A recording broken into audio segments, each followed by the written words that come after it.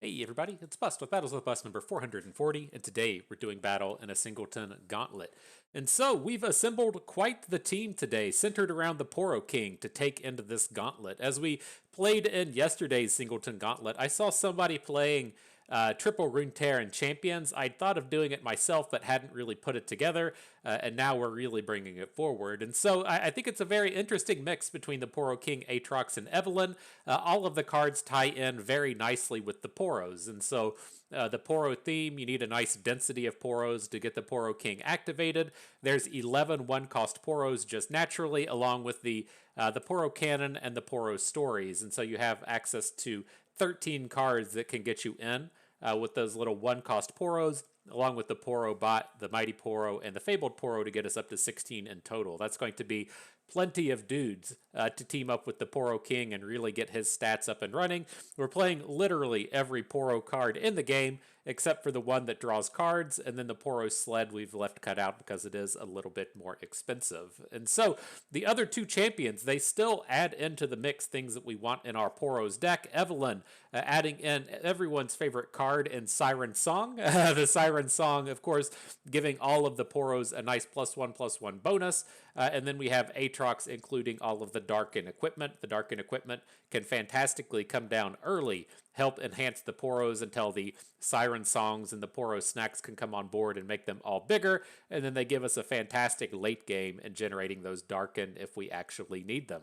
Last but not least, Aatrox does give us access to Zolani. If you remember him from back in the Siren Song season, this was a fixture of the Fizz Targon decks, but it is a Darken, and so it's easy to forget that you can actually include this in your Aatrox decks.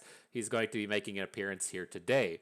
And so some people may say, man, we really need some interactivity. We need something to stop our opponent from doing what they want to do. And yeah, we've got it. It's Hate Spike, right? We have one card, one piece of interactivity outside of the affectionate Poros. That's all you really need. I think it's going to service us just fine today. And so that's the deck. That's what we're doing battle with today. Before the battles begin, you know what we have to do. We have to go and turn something premium, pay up on that pay to win price. And today, it's got to be the Poro Stories. Perfect card to turn premium today. I assure you it's only going to generate the Poros that we need. It's going to work out fantastically. So, Singleton Gauntlet, let's jump on in, see if we can't assemble the squad, assemble the Poros, assemble at least one victory. I believe in us. All right, opponent has been found. Quick queue today. So what do we got? Up against the control pile, the PNZ Ionia Targon Karma number. See if we can't get our stats online before she's able to come out and do some nastiness. And so Evelynn isn't a spectacular champion in this style of deck. We're playing her basically to get the kind of Siren Song style abilities into our deck without actually having to play Targon. And so we're not really going to look to start with her. She's probably not going to be very effective early. Just not a lot of husks running around to activate her, but we can look to her later. The thing I'm interested in with this hand is the Poro Snacks and the Herder, giving us ways to... the Poro Snacks just the kind of key card to our deck, making our units grow, and then the Poro Herder being a nice value play. He survives against the most of the removal coming out of this deck.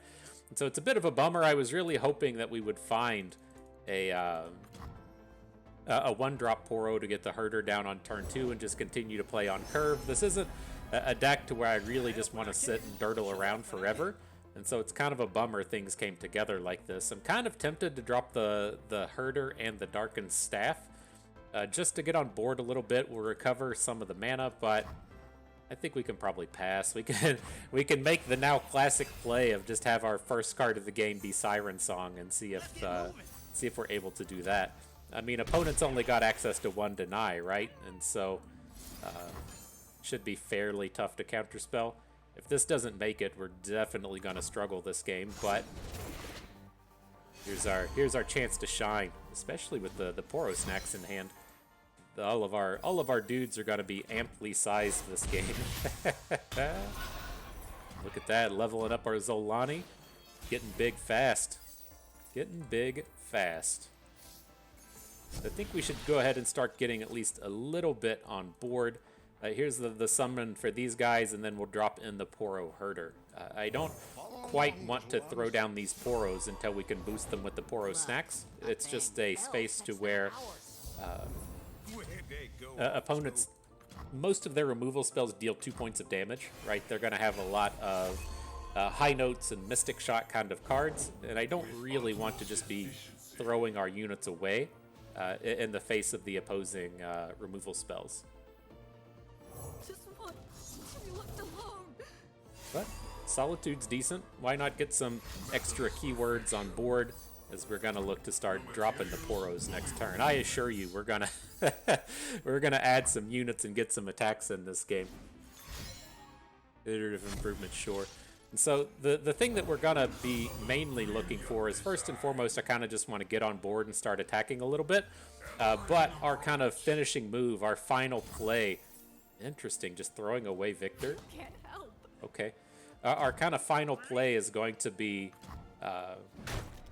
trying to hit with the elusives, and so I would like to grow our Poros a little bit, maybe have them be like 4/4s or 5/5s before we go for the Darings, but right now all of these units are perfectly fine to just get on board.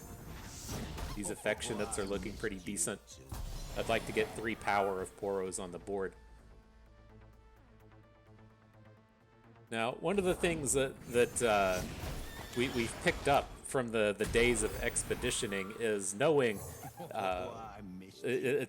let me see if we can even get him on the screen. Where's he at? The Heart of Fluff.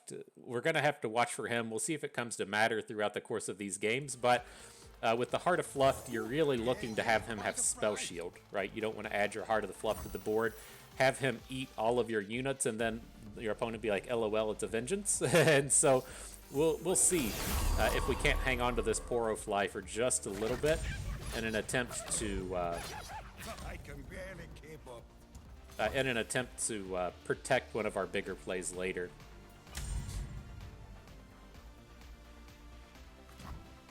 All right, not a bad clear though.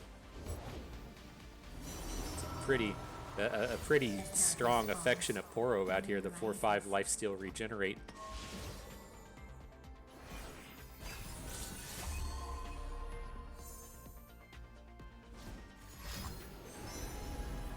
Moon Boy doing Moon Boy things. Sure. I think we're going to just try and get a full board here, and then next turn we'll have the mana to at least Poro Snacks once off the Aurora Boreal. It's the big 8 mana play. So we'll see how that comes together. We don't have to bank anything to do it, but we're going to be banking a bit of mana this turn. I mean, I guess at the end of the day, taking a 3 bank out of this turn isn't terrible. Right, next turn we can play the Aurora and double Snacks. Welcome to the arena.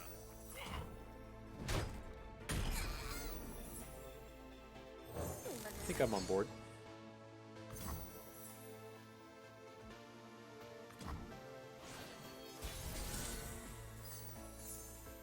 And after this, it's like all of our dudes are just going to be bigger than the Darken anyways. It's like we're starting to pick up our Darken cards, and I don't think we're going to even want to play them. Where'd they go off? So I think we want to hook in Moon Boy here. The set, he is a little scary in terms of generating unstoppable forces, but he's not much of a unit in terms of getting into combat, right? All of our units are just bigger than Set at this point, and so if he wants to go into the next turn and like hook a 4/5 with Set, or hook a 5/5 with Set, then whatever. He's not accomplishing too much.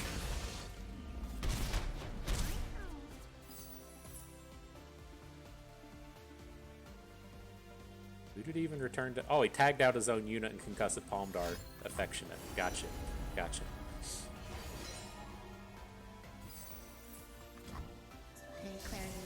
Looking pretty strong though, huh?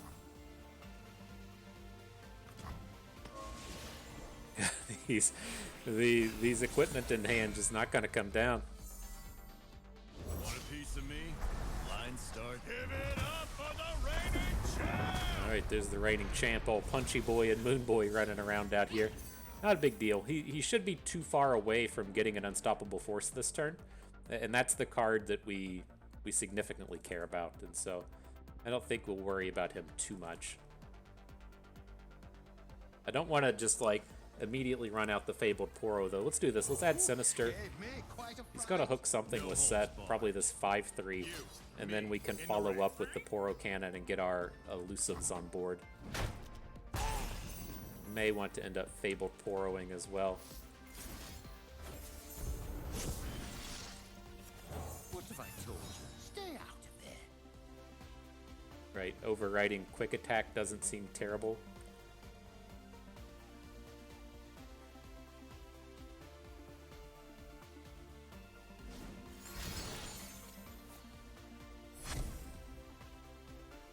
He wants to take a bet on him crescendoming into an elusive. Drop your money down now. Drop it in.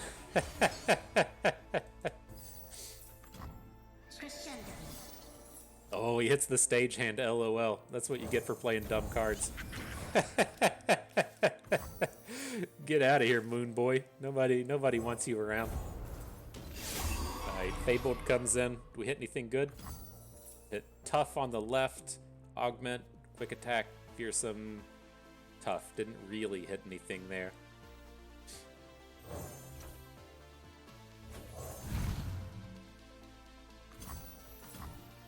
So this turn we will try to hook Set out of combat though. His ability starts to be a little worrisome with him generating unstoppable forces or showstoppers, whatever these things are called.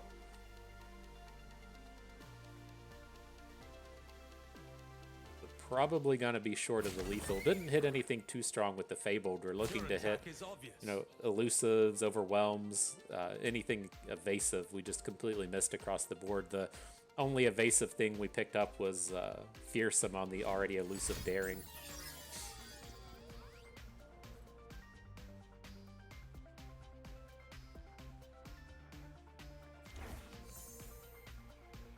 But I mean, I guess we get to start playing Darken, right? we can load up the Poros with the equipment and then just try and showstop. Well, I guess we can't play a we can't play a World Ender next turn. We haven't been getting in enough strikes with our equipment. It's going to be like a 15 cost World Ender at the moment.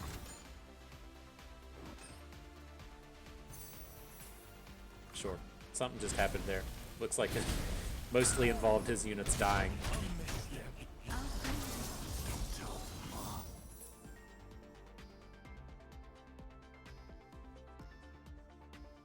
So I think we want to add Balakux this turn. He's the thing. When you spend spell mana, he gets impact. Well, it's not premium, but we're gonna start banking a little bit of spell mana, and we need a way to just punch in the damage here. The cards we can draw off of Striatu are just so bad, right? You come out here and just draw more little Poros. Not exactly what we're looking to do. We can give somebody Fearsome though, right? We have the Fearsome off the Darken Harpoon, and then that'll also give Balakux a couple of points of impact. But I guess the question is, maybe the way we go about this turn, I think this is the way we do it, right? Let's put... So we have 12 mana. We can do all this. I want to get Naganika on the board as our kind of premier play for the turn. And so let's do this. Let's put the Quick Attack onto the Poro. So that gives us a little bit of impact off Balkux, and then it gets the Naganika back in our hand. We can put the Darken Harpoon onto somebody.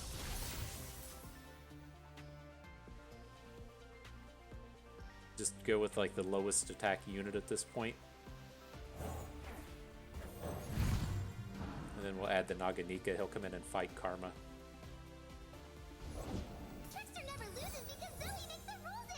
That's kind of nasty. putting the elusive down when we don't have Fearsome on our Poros anymore. I think we're still in pretty good shape, but things can definitely go wrong.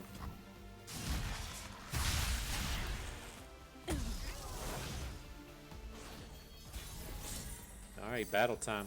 And the Poro King turns up. Well, I want to get into battle with you, but I just don't think the timing is right.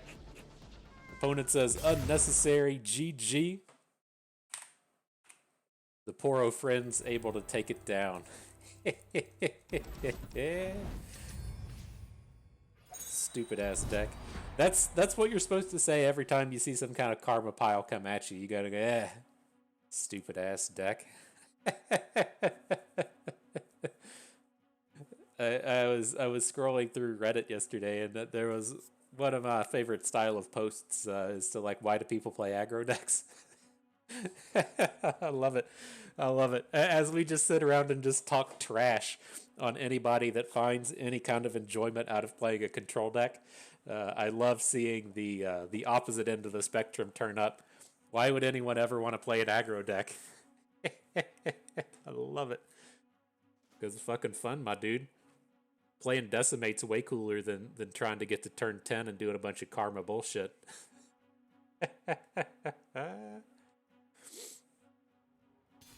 Alright, next battle. Up against the Bird of Paradise, playing the old Sundisk deck.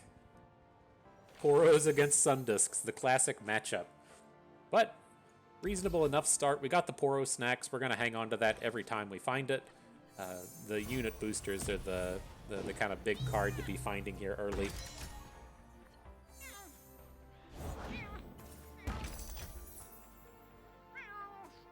I think we can safely get the Daring Poro down. Like, there are some interactive elements the opponent can have with this, but like I think the Daring Poro with the Darkened Bloodletters is a good enough start. And then we can look to Poro snacks a little bit later, especially now that we picked up the Poro Cannon. We can get the elusive path going on. If this was a standard match where opponent can have 3 quicksands in their deck, it would be a little bit more worrisome than in Singleton, where they only get the 1 copy.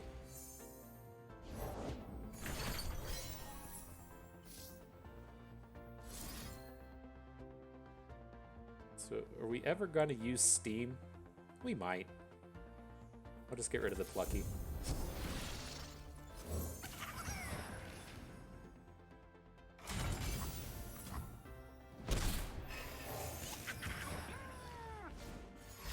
This is gonna be lame, isn't it? You know, oh, it's only a 1-cost spell. It can't be that bad, right? I just assume there's like a. How bad can you feel when like your assumption is there's a 3-mana removal spell coming across to hit one of your tiny little Poros? It's not what you want to see. All right, squad coming in. Ziggs is going to be ready to boom. Load him up with the Treasure of the Sands.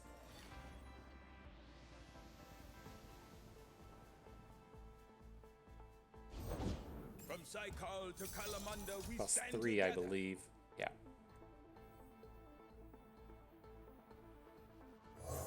So I'm going to look to Fabled. It's a reasonable blocker here. We'll probably just throw it in front of whoever has the Treasure of the Sands equipped.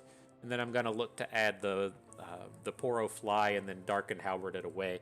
Now, I guess we could just look to get Steam on board, but I mean, we're not going to get any good hooks out of Steam. It's just, that's a little far off from what our actual game plan is here. He doesn't go big, interesting. So we might actually get a little more usage out of the Fabled Poro.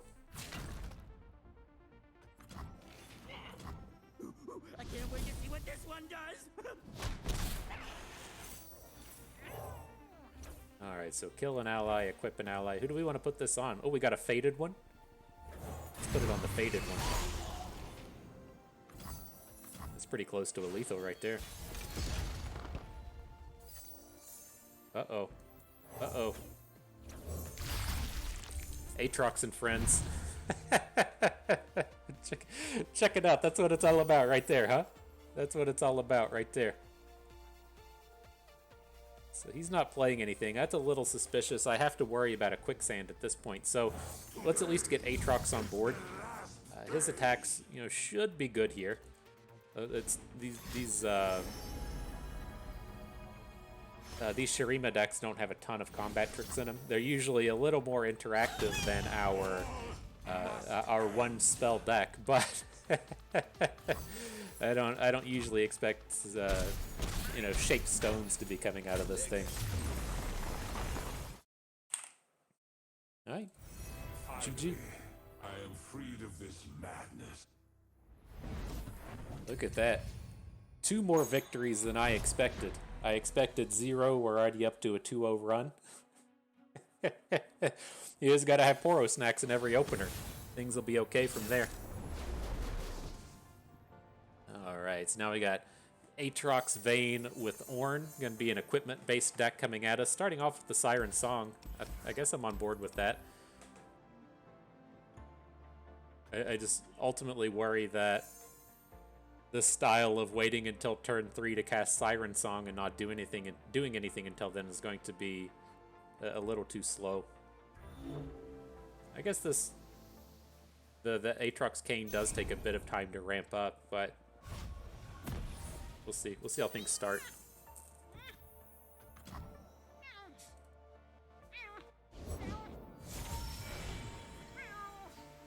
Don't want to get into combat with the guy.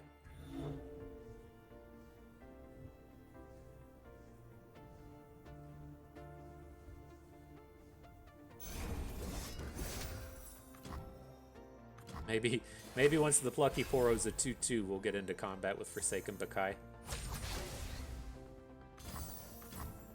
No equipment? I mean, alright. This is what we're gonna do today.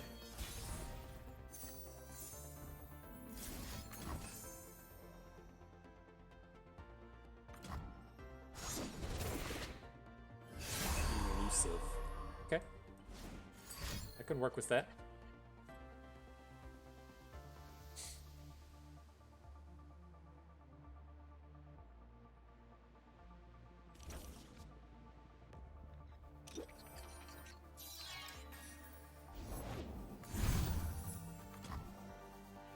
Nobody do anything until turn 6. It's been agreed upon. Nobody do anything. Alright, Gnar comes in. You gotta start doing stuff.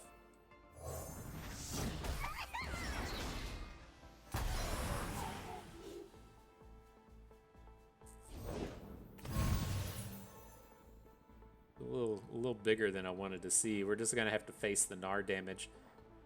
We have a couple of options though. Like I don't think we're quite ready to just be super all in with the Poro cannons. Like I want to get them on board, but I'm looking for the turn. We're just gonna have to eat this Gnar, and then next turn we can look to say like Affectionate Poro him away. I guess we're currently 1 short of that.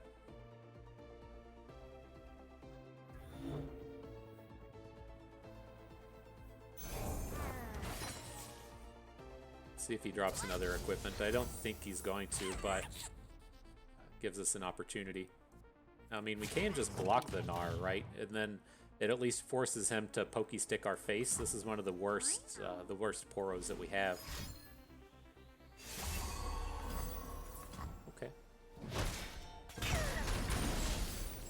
Can work with that.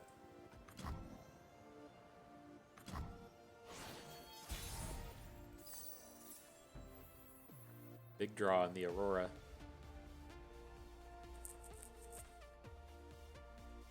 That's tough.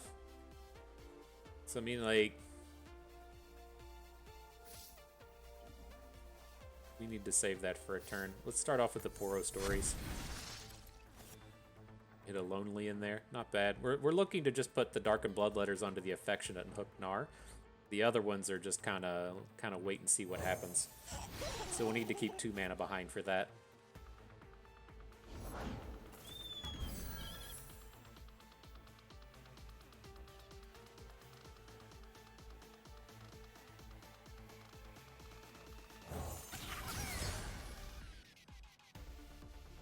I guess there's not too many targets he has that would just come in and take down a Daring.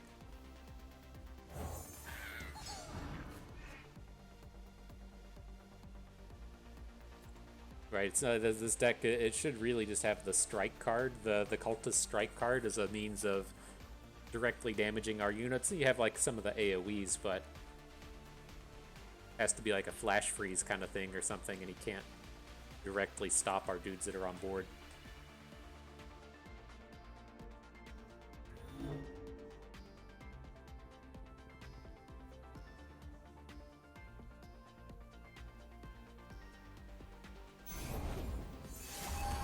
It's kind of lame right there, my dude. Putting elusives on the board. I don't know about that. I don't know about that. So we don't have to just attack into it, though. I think we still want to stick to our plan here of trying to take Gnar off of the board. And then we can build into just having bigger than the cultist, right? We'll get 2 Poro snacks off the Borealis.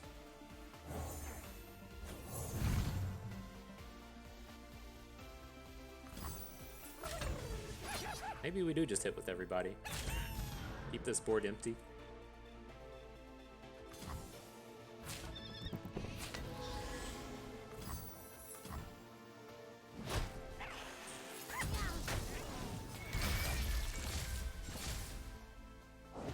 Just picked up Kayn with the additional cultist thing on the board. All right, that's manageable. I think it's going to just be a few turns away before we try and pop off with the elusives. So kind of same thing as in that previous game as to where, you know, if we want a Borealis, that's 5. If we want to do 2, that's 8. And then the third one would take 3 spell mana. But we're only going to have 7 mana next turn, so we can't get up to 11. We can only get up to 10. So we'll be a little bit short of that kind of play. Let's take this just a touch slow here.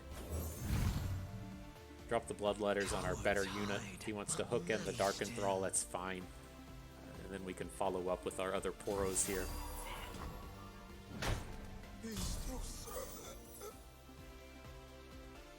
I mean, how much do we even really want to? I think the Pouty we can stick with.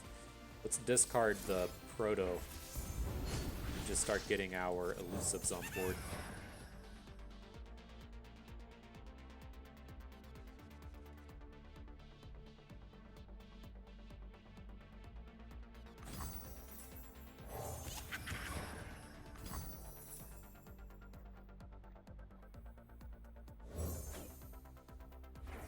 Gonna switch out this Darkened Ballista. It's a little awkward how we handled that mana, but when we play this Poro Snacks next turn, that's going to make the Sinister big enough to take down a Kayn. So I don't think he'll want to come in and block, and if he does want to block, it's going to take a combat trick to protect the Kayn or a flash freeze onto the Sinister. Like, I'm fine with all of that, I think.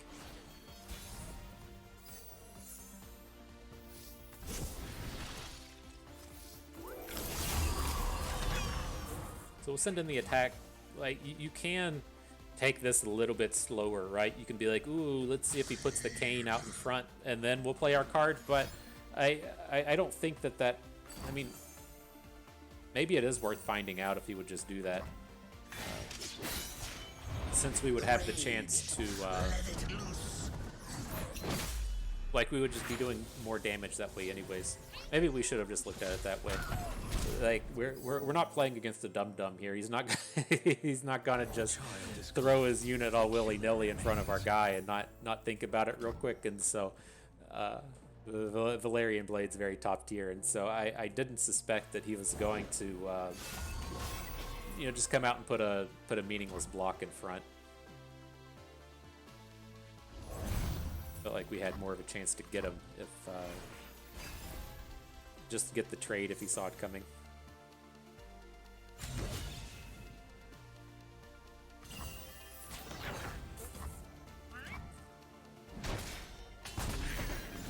Alright, so who are we going for here? We have Aatrox. I mean, it's like whoever he plays, his Rost is just gonna come in and hook the Daring. That's not gonna change anything. I mean, I guess we can try and get out of it.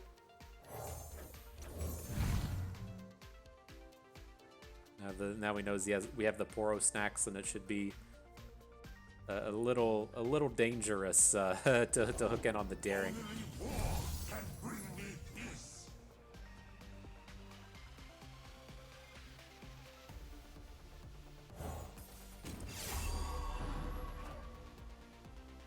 did you just hit? Augment. Okay. He's gonna get all the bonuses off of our Poro snacks here.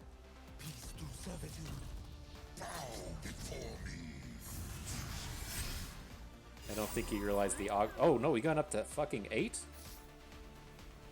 Oh jeez. I thought we were gonna zing him with the augment. God, he got so big. Oh, it's a lodestone on the Dark Enthrall. Okay. Okay, I guess. Now the Rost gets to fully heal. That's a bummer, man. That was a real zinger. I thought we were gonna get the takedown on that. Now he's gonna be able to World Ender pretty easily.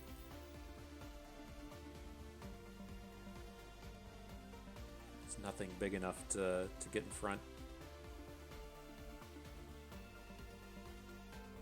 I wish you could see what your World Ender was at, right? It's clearly not at 16. I bet it's only at, like, at best 10. We could maybe play it next turn. I think we're probably going to be too slow for that. He's most assuredly going to double equip this turn and then World Ender. Okay, GG. Just couldn't handle the Kayn. We were so close in so many spaces. Thought that augment was going to be the thing, but a little short. GG. Next battle.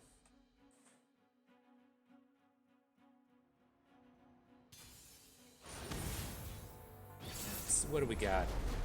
Nora, Freylord, P, and Z. This is, again, typically a Transformer style deck to where using concurrent timelines with the Transform themes.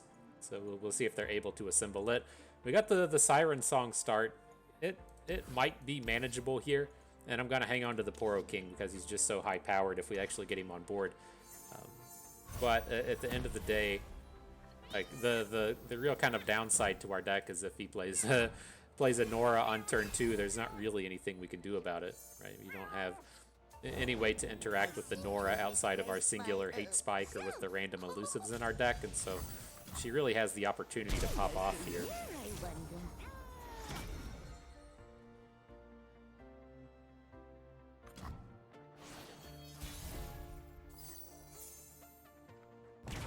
Of course.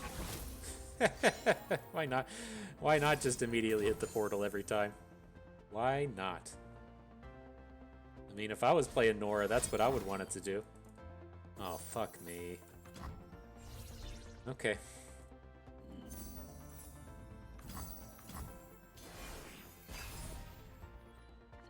Signposts and the Nora. It's a pretty good start. I'll give you that. So who do we want to lead in with? It's essentially, you know, somebody's going to get the Husk. We probably want the Husk to go onto the Pouty, so we should be safe to just go ahead and play Plucky. We'll definitely want to hang on to the Destined. I don't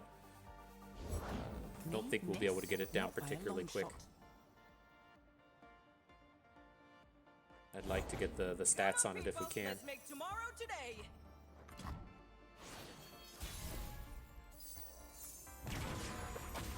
Why not, right? Nora's already a pretty obnoxious card as it is, but why not just have the portal hit your top card every single time? Jeez. Rather be sailors, but this looks fun too. Alright, Pouty, we gotta have you do a little bit of work here today.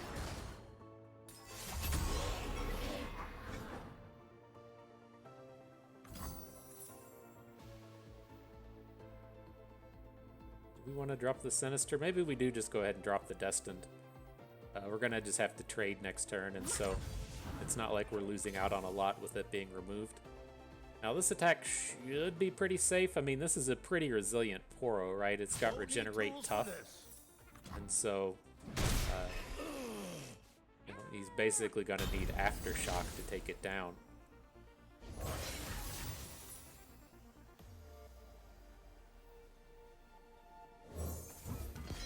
I don't think we even care about these portals anymore. Like, he's going to have 6 units on board for the rest of the game, so why even worry about it?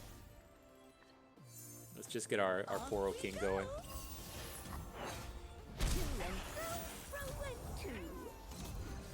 here's the king.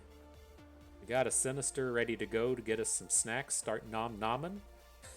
and then things should be okay, right?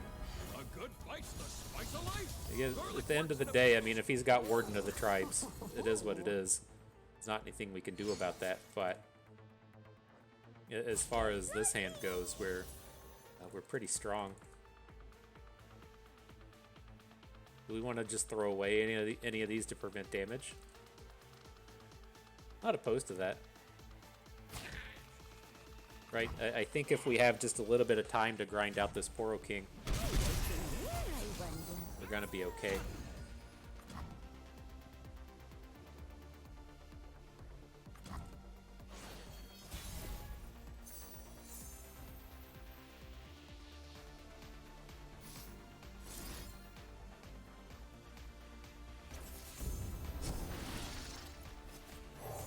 Alright, so we got some Darings.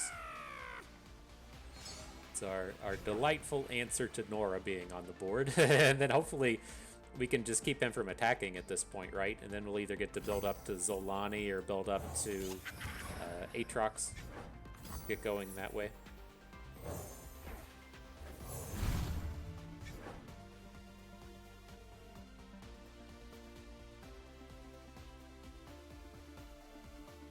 So I think we'll just leave the Pouty at home and attack in with the Elusives.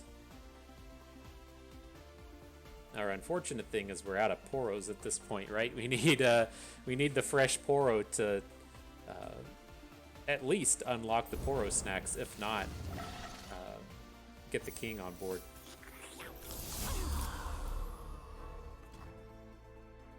Or get the king to flip. Sure. A lot of work to try and take that Poro down.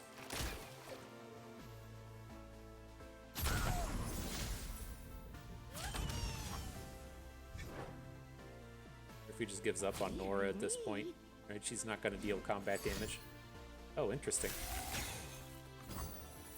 And then he'll take down the Poro with his pastry. Sure.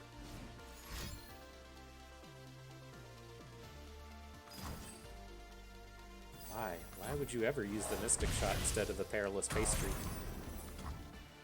Nope, we'll take it. if that's what you're going to give us, then we're going to take it.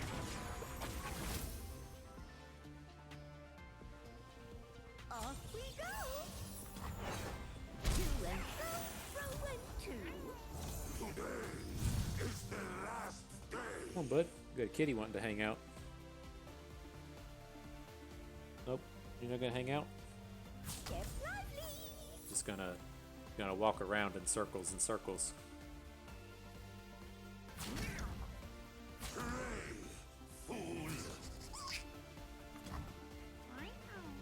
Okay, reasonable enough blocks. Oh wow, he just loses everywhere. Interesting. I mean, I guess he has to get some space to say try and put a Herald of Dragons on the board, but oh god, gotta get this cat up here. He's so heavy. So heavy, bud. Say what up to the internet. He says what up. He says what up.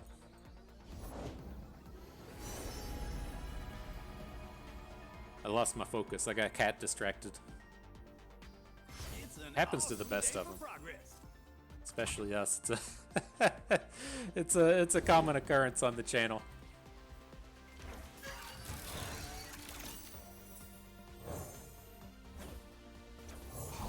Alright, well I think the Pouty's safe at this point. I keep eyeballing this Zolani, being like, oh shit, hit my fucking cord.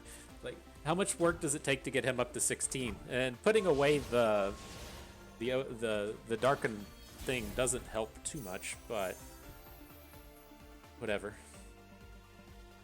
I think we still just got to add him to the board. Like, realistically, I mean, as soon as opponent has like a Buried in Ice or Warden of the Tribes, we're just going to lose the game. There's nothing we can do about it. And so I think we have to just come out here and try to be as obnoxiously strong as we potentially can.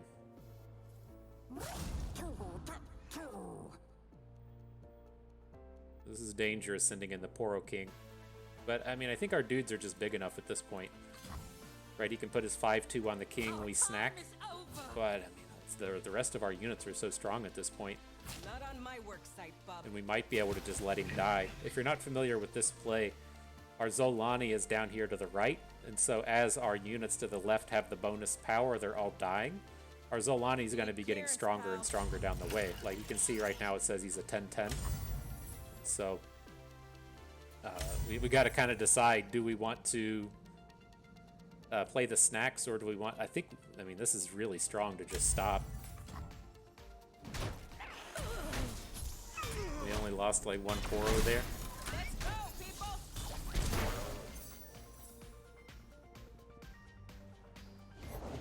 Patient, cautious, and quiet. We actually have a couple of opportunities to hit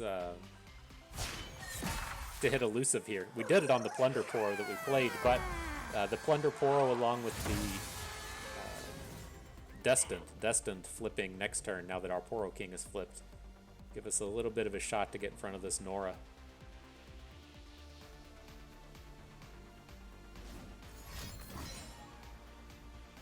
She says, look out though.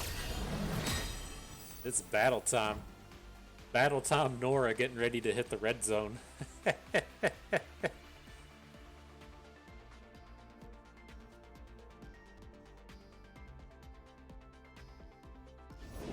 This'll take the chill off.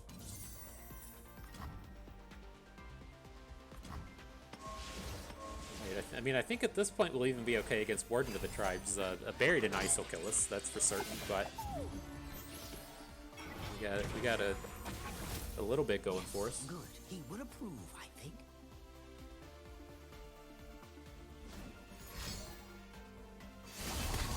It's in a hop.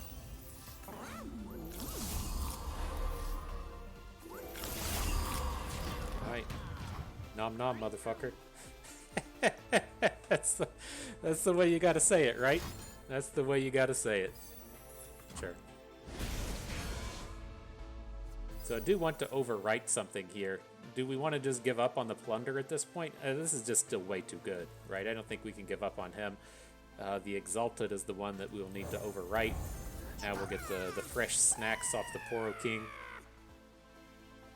Give allies everywhere, or Poro allies everywhere 1/1, and then give 2 allies Challenger this round. Okay, so we can use that next round.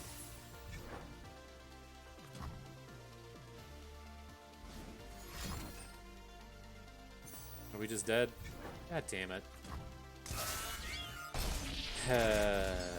Sure. What a nonsense game.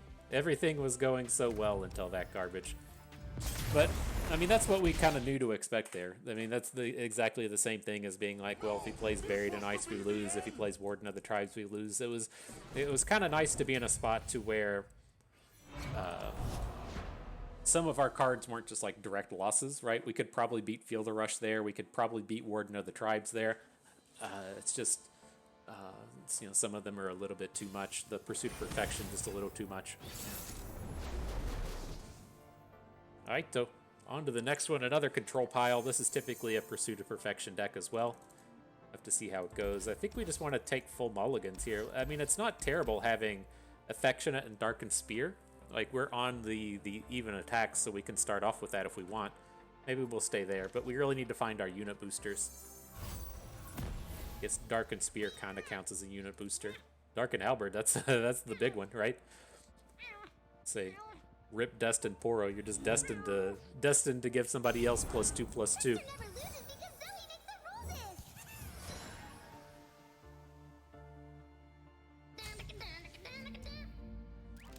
Uh-oh. He said it's a Poro. We have the same chance of drawing our elusive Poro as he does drawing Zoe. It's not that fantastical here.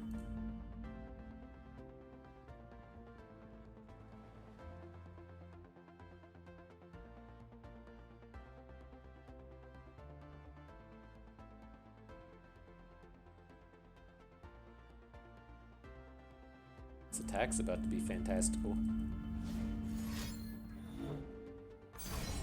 Heavy metal? Are you serious? God damn it. Okay. Guess it is what it is.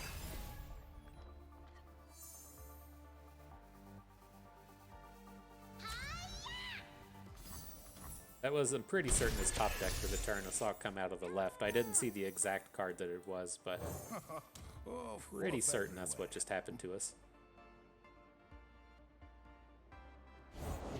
Sun, run, bun. Doesn't have to rhyme. But we can still recover. The Zoe hasn't popped off. We have this Affectionate and the Halberd we can try and do. Yeah, let's just keep adding stuff to the board. And so let's get with the Darken here, right? I think we can get enough strikes in here to make the World Ender kind of relevant. And so with 5 mana, like Proto is the worst. And then Destined, and then we'll just play him order of like worst to best and see if he takes the bait on anything. Hold on to the Pouty. Prefer it to something. I dropped everything. prefer it to have a few more stats.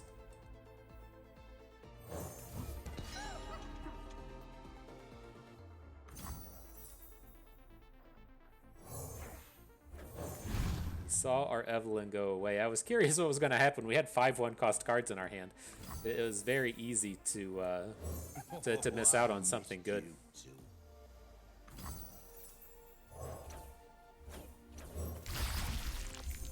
There's the Aatrox, ready to party as it is. I can barely keep up.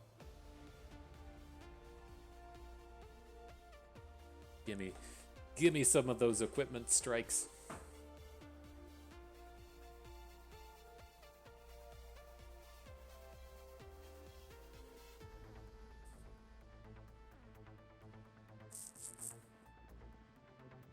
Got the big decision with that 1 mana. There's not really anything you can play here. Like the Victor card is a possibility, right? If you're playing the Victor removal spell. Otherwise, there's not too many realistic cards that you'd worry about the opponent having. Touch of an awkward hand, though. We drew all the big boys.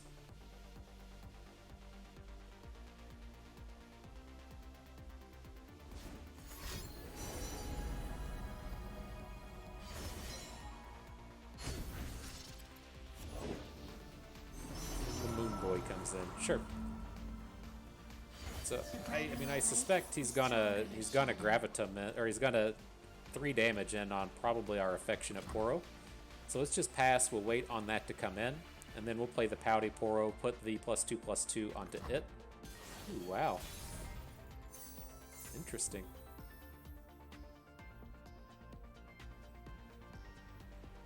Well, I'm still gonna add in Aatrox. Like it's unfortunate if he does come in with the the Aphelios spell, but like there's just so many ways for him now. If we say, okay, well I don't want my challenger to die to Calibrum, so I need to open attack, and then our dude just gets hit with High Note, right? Then that's just ultimately gonna be pretty terrible for us. Looks like we're still about to struggle here. If he's got the removal spell for this board, it's not gonna feel good.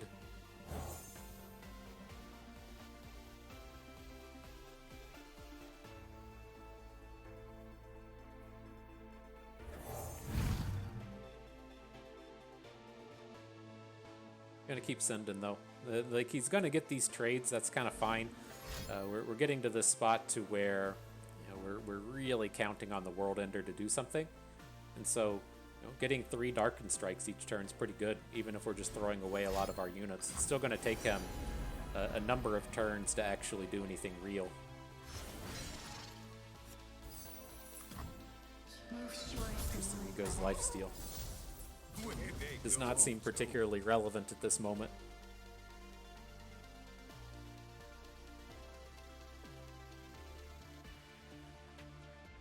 But take our World Ender down to 12. We can still get old Aatrox back, right? Aatrox Poro version. You just gotta have the Darkened Blade loaded on a Poro, and then he rises from the ashes. The Phoenix Poro coming at you.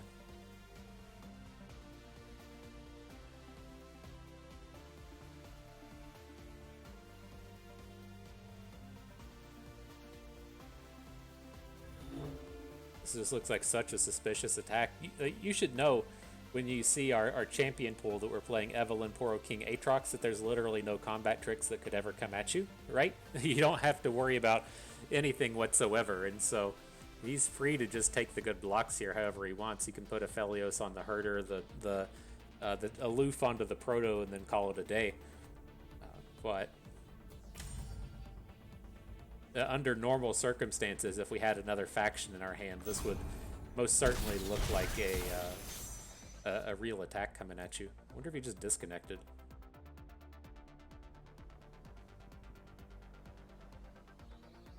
Might be the case.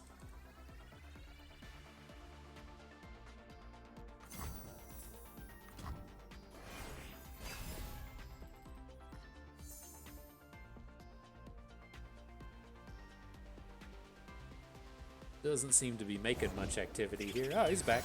All right, he's here. Look out. Would you believe he once fit in my hand?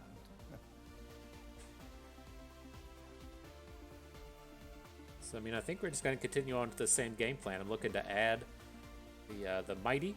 Then we'll do a Fabled Poro. Give the couple of bros we have the stats. I mean, maybe we don't play Fabled this turn. Save it for next turn. But I mean, I'd rather just be getting Zolani on board here at some point. From darkness, light.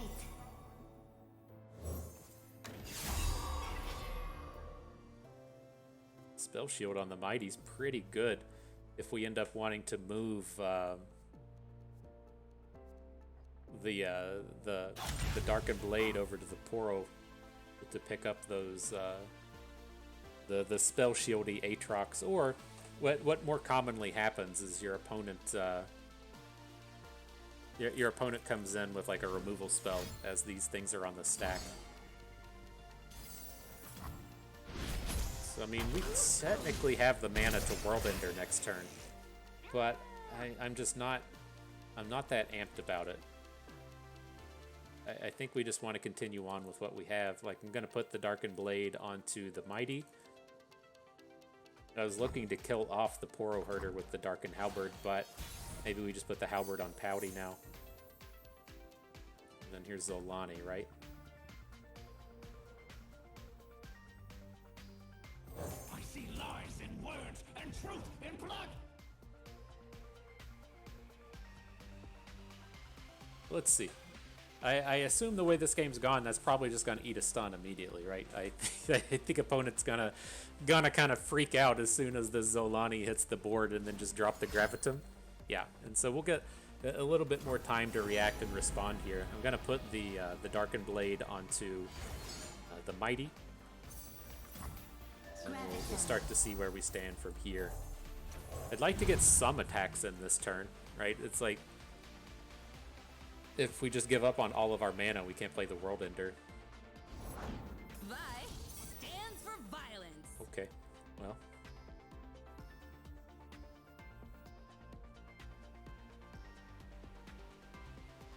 I guess that's where we stop.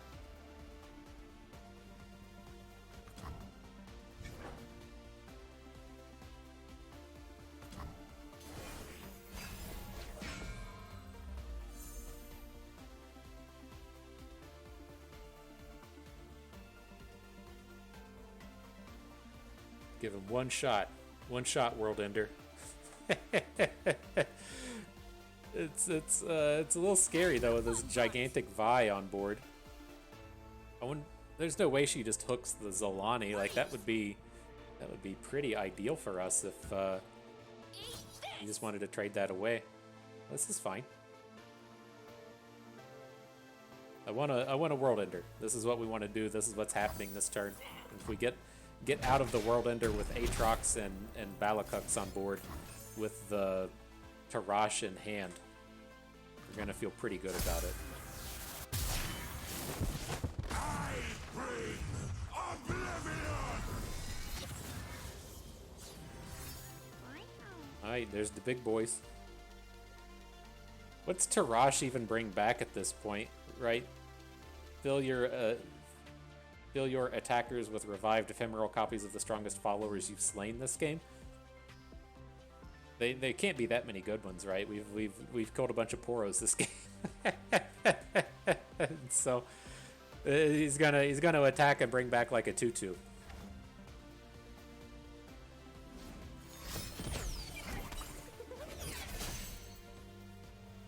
What is that? Spell Thief? Is he gonna Spell Thief a World Ender? What other spells have we even played this game? Not a lot, that's for certain. That was great. I gotta stop and see what spells are even in our deck. Bring it. Do we even have spells in our deck? We've drawn a Hate Spike, and so I guess that was just to flip his Seraphine. Sure.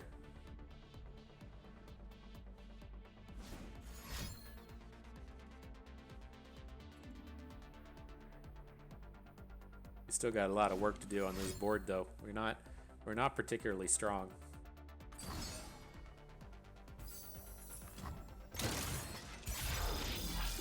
Okay.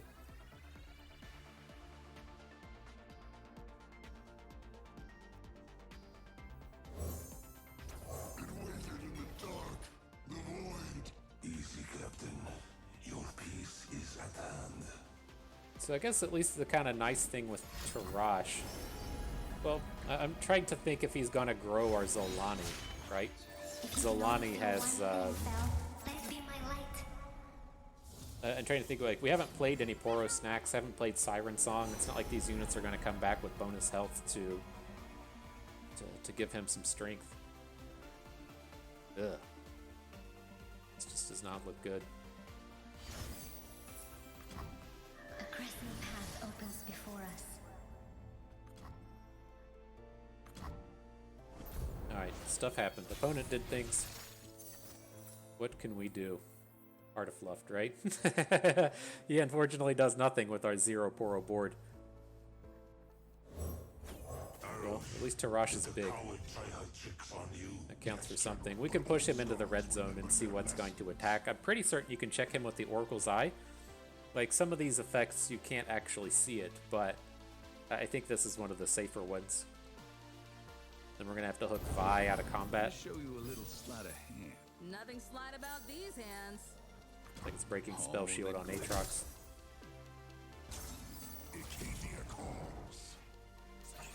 There's one unit. He's bringing...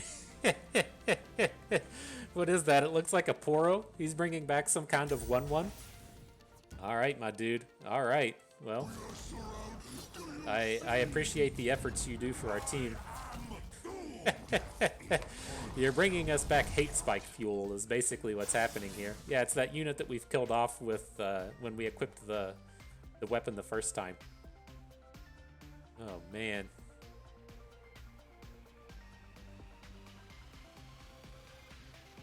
Not a very potent attack force coming through.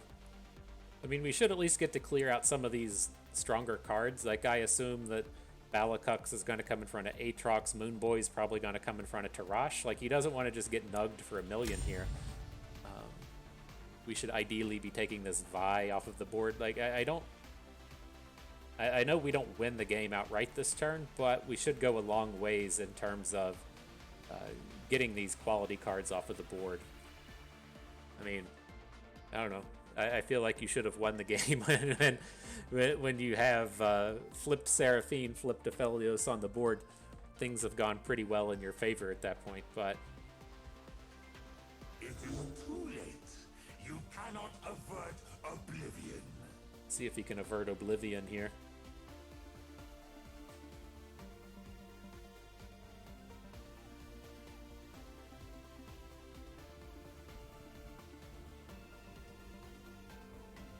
Maybe it's too scary.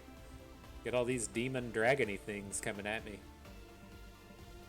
Gotta move them forward quick, my dude. This game shouldn't be done. Alright, maybe he freaked out. Seems like we got a freak out victory. Alright, GG. Silence. How I will treasure it. More trophies acquired. Phew, man, before we get out of here, I got to talk about Jeremy Renner again. I forget. I don't know what the movie we watched yesterday was. Me and the wife watched something. It had Ellie Kemper in it. If you're, she was Erin from The Office, but she's also from Kansas City, and so the Kemper family is huge out here. They own all the banks, and so they're very well off. The art museum, the big art museum's the Nelson Atkins. That's the kind of world-renowned one. The next biggest one is the Kemper Art Museum, and so you got to figure if you got a couple of art museums in your repertoire, you've got a couple of dollars in the bank account. But nonetheless, Ellie Kemper was in it. I can't remember the name of the movie. It's like they're going on some kind of wilderness hike, and she meets love along the way. But the dude looks like Jeremy Renner's brother. I was trying to place like exactly who this guy looks like, and it's kind of like I had it in my head last night to where if you merged Jeremy Renner with this other dude, then you had the character from the show. But I can't remember who it was now. But the movie was all around terrible, you know. maybe pass on that one if you're scrolling through the Netflix and you need a rom-com. Maybe skip on that one. I can't even give you the name. I know I'm pretty useless right now, but we talked about Jeremy Renner extensively in the previous video. If you're wondering where this is coming from, this board sucks so much. We had to talk extensively about viraling out Jeremy Renner, the born legacy. All right, we'll focus in now. I'm getting too distracted. I got Jeremy Renner on the brain. Opponent's playing what looks like Scouts with Noxus in it. Just a random collection of units coming at us. Nothing too scary at this moment, but we need a little bit of time to build up. He unfortunately has good hooks with this Petricite Broadwing. Nothing we add are going to make our blocks good, right?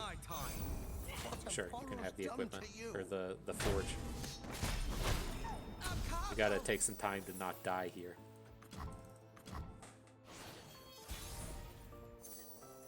So interesting with the Heart of Fluff, it should be active this game, right? Opponent not going to have too many interactive elements, and so I think we just kind of build to that.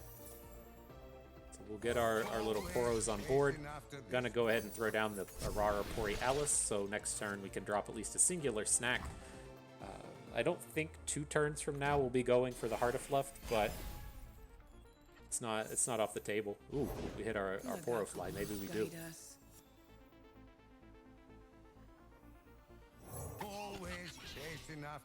Let's take a moment to develop some good board here. This is our way. You've gone and spoke them.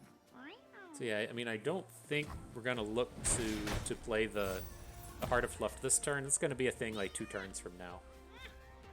So let's add in Sinister. I assume like he's gonna attack this turn. That's gonna hook our 2/2 Tough.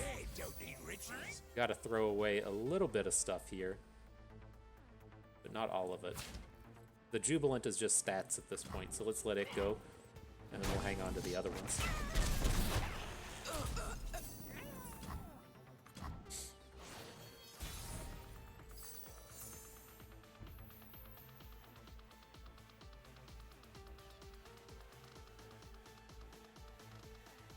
So we need to bank 2 out of this round, right? So let's just add Fabled. I don't think he can kill us next turn, right? And so that would be the big thing, is if he's capable of killing us. His opponent's out here getting this really wide board. We don't really want to be in the spot to where we're just getting the singular unit down. We can't play Heart of Fluff. Let's be real. And add in Poro Fly. We do have the Poro snacks we can drop next turn. I don't want to drop the Darkened Staff because it's not going to give us any stats. Yeah. Okay. GG. That was fun. Alrighty. So, not a horrible outing from the Poros. we can pull this up and talk about it a little bit more. And so it's kind of tough. Like the thing I really like with this deck, I like the Poro King aspect of it, and I like the Aatrox aspect of it. I think that's completely fine. The Evelyn doesn't really carry her weight, and so I was like, I'm kind of okay with playing Evelyn in the sense that if you look towards like Bilgewater, that's where the good cards are, right? That's where you're going to get Reaver's Row, but you don't get any interactivity out of Bilgewater, and so I wasn't super excited about them. You can look towards Targon. Targon gives you a lot of really good spells. That's where Siren Song's going to be. You can pick up some combat tricks. You get things like Sunburst, and then you get things like 7 mana Divine Sunburst that are capable of killing opposing Aatroxes and killing opposing Kayns and stuff like that, which is good, but it doesn't tie in, super closely to the kind of Poro's theme. The one drops theme, it only really gives you Siren Song in terms of the one drops. And so I went with Evelyn because you do get access to more one drop centric cards, right? The entire Husk package is one drop centric. You get Steam, you get whatever this guy at the end is, Solitude. But most importantly, you had both Siren Song and you had Domination. And so I thought that was, kind of well and good. But now that we've played some of these games, like the Siren Songing I'd been doing in Standard and trying to bring it back all involved playing stuff like Shell Shocker. So you could do things like play Shell Shockers, get the spell mana back, have some board presence, and then play the Siren Song. These games where you just don't play Siren Song till turn 3, you should just be automatically losing all the time. And so, like, I think it's probably okay to play Targon with the inclusion of Siren Song, but at the end of the day, I don't really like what we're getting out of it. I think, if it really comes down to it, I would, like, if we're going to include a one-cost cards matter thing, we have two ways we either have to go about it. You have to play either Bilgewater, and then you're going to be taking the Reaver's Row as your one-drop centric card. That's the most powerful one-drop centric card you can have in the game.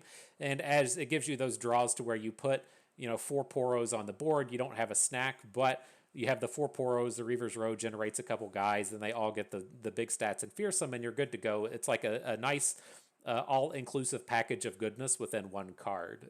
But the downside to playing Bilgewater is you don't get any good interactivity, right? Like, you're legitimately saying, okay, if I want to deal with an Aatrox, I have to play Sunk Cost, or I have to play the like 7 mana deal 7 damage thing. There's just no really good interactivity coming out of it. And so what I'm like realistically thinking of is I'd probably want to just take Evelyn out, and then I'm leaning towards just playing Shurima, and either Targon or Shurima. I say I'm leaning towards Shurima because that gives you access to both Avenging Vestaya and Rite of Negation.